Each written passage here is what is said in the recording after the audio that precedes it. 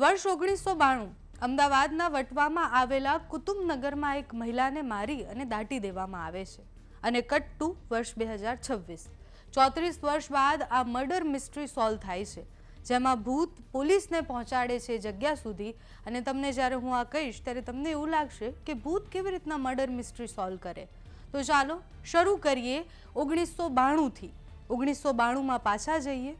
મૃતક મહિલાનું નામ અત્યારે કથિત રીતના જે સામે આવ્યું છે એ છે ફરઝાના, જે મૂળ ધોળકાના રહેવાસી હતા. વર્ષ 1992માં એમના લગ્ન થાય છે. સુરતમાં લગ્ન કરવામાં આવે છે. પછી ત્યાં એમને ફાવતું નથી તો એ પાછા પોતાના પિતાના ઘરે આવી જાય છે. બાદમાં દેહ વેપાર સાથે જોડાય છે અને પછી પરિવારને આબરૂ જવાની બીકના કારણે એ ત્યાંથી સંબંધ તોડી નાખે છે. ફરઝાના સંબંધ તોડે છે એના પછી શમસુદ્દીન નામના એક વ્યક્તિ સાથે તેના લગ્ન થાય છે. શમસુદ્દીનને ખબર હોય છે કે એ દેહ વેપાર સાથે જોડાયેલી છે. જેમ જેમ એને વધુ ખબર પડે છે પછી એના માટે પણ એ કાંટારૂપ બની જાય છે અને પછી એને પતાવવાનું આખું કારસ્તાન એ રચે છે. આ માત્ર એક એ વાર્તા નથી કે જેમાં શમસુદ્દીન પોતાની પત્નીને મારી નાખે છે, પણ એક ખૂબ મોટો પ્રી પ્લાન મર્ડર હોય છે. શમસુદ્દીન પોતાના ભાઈ ઇકબાલ અને મિત્ર અબ્દુલ કરીમ સાથે મળી અને ફરઝાનાને મારી નાખવાનું કાવતરું ઘડે છે. કુતુબનગરના 10 નંબરના પ્લોટમાં એક મકાન છે. મકાનમાં સાલિયા બીબી નામના એક વ્યક્તિ રહેતા હોય છે. સાલિયા બીબી એ શમસુદ્દીનના મિત્ર અબ્દુલ કરીમ પાસેથી આર્થિક મદદ લે છે, એટલે એમના ઉપર એ ઋણ હોય છે. સાલિયા બીબી ઉપર આ ઋણ હોય છે એટલે અબ્દુલ કરીમને વાત કરે છે અને પછી સાલિયા બીબી એ ઋણ ચૂકવવાના ભાગરૂપે ફરઝાનાને મારવા માટેના કાવતરામાં એક થાય છે. ફરઝાનાને મારવા માટે જે પ્રી પ્લાન બનાવવામાં આવ્યો હોય છે એ પ્રમાણે એ શમસુદ્દીન અને ફરઝાના બંને દિવસે સાલિયા બીબીના ઘરે રોકાવા માટે જાય છે. ત્યાં રોકાવા જાય છે અને પછી રાત્રે એ સૂવાના ઢોંગ કરે છે. ફરઝાના સૂઈ જાય છે. પછી એ બધા જ લોકો ભેગા મળી એનું ગળું દબાવી દે છે અને પછી એ ચારે ચાર લોકો એનું ગળું દબાવી અને મારી નાખે છે. કટ ટુ 2026 પાછા આવીએ. આખો કેસ કેવી રીતના સામે આવ્યો તો એક પોલીસ કર્મીને એક માહિતી મળે છે કે આ વિસ્તારમાં એક મહિલાનું વર્ષો પહેલાં મૃત્યુ થયેલું હોય છે. મહિલાને મારી નાખવામાં આવી હોય છે. પણ આટલી માહિતી પૂરતી ન હોય. કોઈ પણ કેસ સામે આવે ત્યારે એને 5W1H એટલે કે ક્યાં કેવી રીતના શું કામ થયું એ બધું જ ક્લિયર હોવું જોઈએ. પોલીસને માત્ર એટલી માહિતી મળતી હોય છે એ પોલીસ કર્મીને કે આ વિસ્તારમાં આ મહિલાને આટલા વર્ષ પહેલાં મારેલા છે. કઈ જગ્યા છે એ પણ પોલીસ કર્મીને ખબર નથી. એના પછી પોલીસ કર્મી ત્યાં તપાસ કરે છે. આખા વિસ્તારમાં જેટલા પણ ઘર છે એ બધા જ ઘરમાં જઈને તપાસ કરે છે અને ત્યાંથી મળે છે એક બંધ ઘર. એ બંધ ઘર વર્ષોથી બંધ જ હોય છે અને જ્યારે આસપાસના લોકોને પૂછવામાં આવે છે ત્યારે આસપાસના લોકો એવું કહે છે કે અહીંયા જે પણ આવે છે એ ખૂબ ડરેલા હોય છે, અહીંયાથી જલ્દી નીકળી જાય છે અને બધાનું એવું કહેવું છે કે અહીંયા કોઈ ખોટું થયું છે ને અહીંયા રહેવા જેવું નથી. બાદમાં પોલીસને માલુમ પડે છે કે એ ઘર તો સાલિયા બીબીનું જ છે. એના પછી ખબર પડે છે કે સાલિયા બીબીનું તો મૃત્યુ થઈ ગયું છે.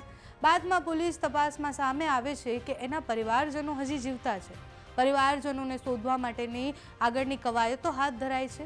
ઇકબાલ ખેડાવાલા નામનો એક વ્યક્તિ જે છે એ સાલિયા બીબીનો જમાઈ હોય છે. પોલીસ એને શોધી લાવે છે અને પછી પોલીસ એની પૂછપરછ કરે છે. પોલીસ જ્યારે પૂછપરછ કરે છે ત્યારે ઇકબાલ એ આખી ઘટના કહે છે કે આવું થયું હતું ત્યારે હું એ રાત્રે એ ઘરમાં જ હતો.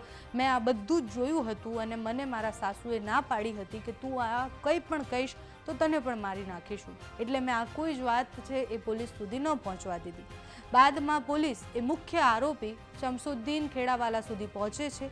એ પણ જીવંત છે. એની ઉંમર 61 વર્ષની છે અને પછી પોલીસ જ્યારે એ માણસ સુધી પહોંચે છે ત્યારે એને પણ આ જ સવાલો પૂછે છે કે ઘટના શું બની હતી.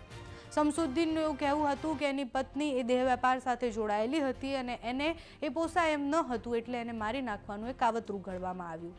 બાદમાં એ ઘર જે વર્ષોથી ખંડેર પડ્યું છે એ ઘર ઉપર બુલડોઝર ફરવાની કામગીરી શરૂ થાય છે. ફોરેન્સિકની ટીમ હાજર હોય છે. 20 ફૂટ ઊંડો ખાડો ખોદવામાં આવે છે અને પછી અંદરથી જે મળે છે એ આખી કહાની ક્લિયર કરે છે. 20 ફૂટ ઊંડો ખાડો ખોદે છે ત્યારે એમાંથી હાડકાં મળી આવે છે. પોલીસને એવું થાય છે કે આટલા વર્ષો પછી પણ એ હાડકાં કેવી રીતના મળ્યા, કારણ કે એ તો ઓગળી જવા જોઈતા હતા. પણ પોલીસ અને ફોરેન્સિકની ટીમ જ્યારે આગળની તપાસ કરે છે હજુ એને તપાસ બાકી છે કે એ મહિલાના હાડકાં છે કે પછી એ કેટલા વર્ષ જૂના હાડકાં છે. પણ કેસ હવે ઓલમોસ્ટ સોલ્વ થઈ ગયો છે. માત્ર હવે એ સર્ટિફિકેટ અને રિપોર્ટની જરૂર છે. ફોરેન્સિકના જેટલા પણ અધિકારીઓ હતા એમનું એવું કહેવું છે કે એ જે ખાડ કૂવો ખોદવામાં આવ્યો હતો એની આજુબાજુ બધે જ સિમેન્ટની દિવાલો ને બધું હતું, એના કારણે હાડકાં હજુ પણ છે, કારણ કે ત્યાં ભેજ હતો.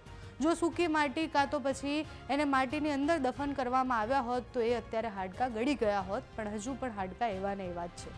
દાંત મળ્યા છે, હાડકાં મળ્યા છે, પોલીસને એ બધું જ મળ્યું છે, તેની તપાસ અત્યારે થઈ રહી છે. આગળ જતા તપાસના અંતે જે રિપોર્ટ આવશે તમારા સુધી પહોંચાડીશું, પણ અત્યારે આખી કહાનીનો ભાગ કેવી રીતના પોલીસને આખી ઘટના પહેલા દિવસે ખબર પડી ત્યારથી લઈને પોલીસે અત્યાર સુધીમાં શું કર્યું એ તમે વિસ્તારથી સાંભળો. ત્યાં મહિલા જે છે કથિત જે નામ આવ્યું છે ફરજાના, અને ફરજાના મૂળ ધોળકાની રહેવાસી હતી. એટલે આ ધોળકાની જે વિગતો છે ખાનગી રીતે મેળવવામાં આવી તો ખબર પડી કે ફરજાના જે છે એ 92માં જ્યારે એની ઉંમર કદાચ 17-18 વર્ષની હશે એ વખતે એના લગ્ન સુરત ખાતે કરવામાં આવેલા હતા, અને એ 1 વર્ષની અંદર એના પિતાના ઘરે પાછી આવી ગયેલી. પિતાના ઘરે પાછી આવ્યા પછી ફરજાના જે છે એ પોતાની રીતે જીવતી હતી, ઘણા પુરુષોના સંપર્કમાં હતી અને ધીરે ધીરે પેઇડ સેક્સ વર્કર તરીકેનું કામ કરવા લાગેલી. અને ત્યારબાદ એના ઘરવાળા એને તરછોડતા એ અમદાવાદ આવી ગયેલી.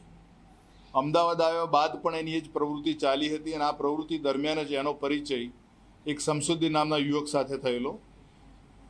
શમસુદ્દીનને બંનેના સંબંધો આ પ્રકારના જ રહ્યા પ્રોફેશનલી, અને પછી થોડા સમય પછી બંને ફરજાનાના કહેવાથી શમસુદ્દીન સાથે એના લગ્ન થયા.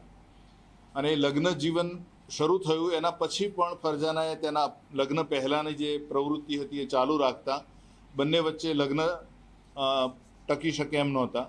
પરંતુ ફરજાના શમસુદ્દીનને છોડવા માગતી નહોતી. એના કારણે શમસુદ્દીન બહુ જ એની પરિસ્થિતિ બહુ ખરાબ હતી, અને એ વખતે એણે એના એક મિત્ર અને એના મોટા ભાઈની મદદ લીધી, અને એની સાથે બીજા કુલ 4 જણાએ નક્કી કર્યું કે એક બીજા મહિલા જે સાલિયા બીબી છે એ આ લોકોના પરિચયમાં હતી, અને અબ્દુલ કરીમનો એના ઉપર થોડુંક નાણાકીય ઉપકાર એટલે અહેસાન હતું. એના કારણે સાબિયા બીબીના ઘરે આ બંને જણા શમસુદ્દીન અને એની પત્ની ફરજાના એ બંને ત્યાં રોકાવા ગયા. અને એ રાત્રે અગાઉથી જે પ્રકારે એમણે જે કાવતરું રચેલું હતું કે આ લોકો રોકાશે ત્યાં, અને પછી મોડી રાત્રે બાકીના 2 કે 3 વ્યક્તિ ત્યાં આવશે ત્યારે એમણે અગાઉથી જ એટલે કે અબ્દુલ કરીમ અને ઇકબાલે અગાઉથી જ એ ઘરમાં જે ખાડકૂવો ખોદવાનો ચાલુ હતો એને તૈયાર રખાવેલો હતો. એટલે જેવા બંને સૂઈ ગયા એ જ અરસામાં આ બાકીના લોકોએ એનું ગળું દબાવી એની ત્યાં હત્યા કરી, અને એક ખાડકૂવામાં જે ખાડકૂવા માટે ખોદેલો કાડો હતો એમાં એને નાખીને એને દફનાવી દીધેલી. ત્યારબાદ અબ્દુલ કરીમે ઘરમાં પ્લાસ્ટર વગેરે કરાવી દીધું કે જેથી કોઈને ખબર ના પડે કે આ સ્થળે આવો કોઈ બનાવ બનેલો છે. તમારું આ કેસને લઈને શું માનવું છે અમને કમેન્ટ્સમાં જણાવજો. અત્યારે આ વિડીયોમાં બસ આટલું. જો તમે અમને યુટ્યુબ પર જોઈ રહ્યા હોય તો સબસ્ક્રાઇબ કરજો, ફેસબુક પર જોઈ રહ્યા હોય તો ફોલો કરજો, અમારા આ વિડીયોને લાઇક અને શેર કરજો.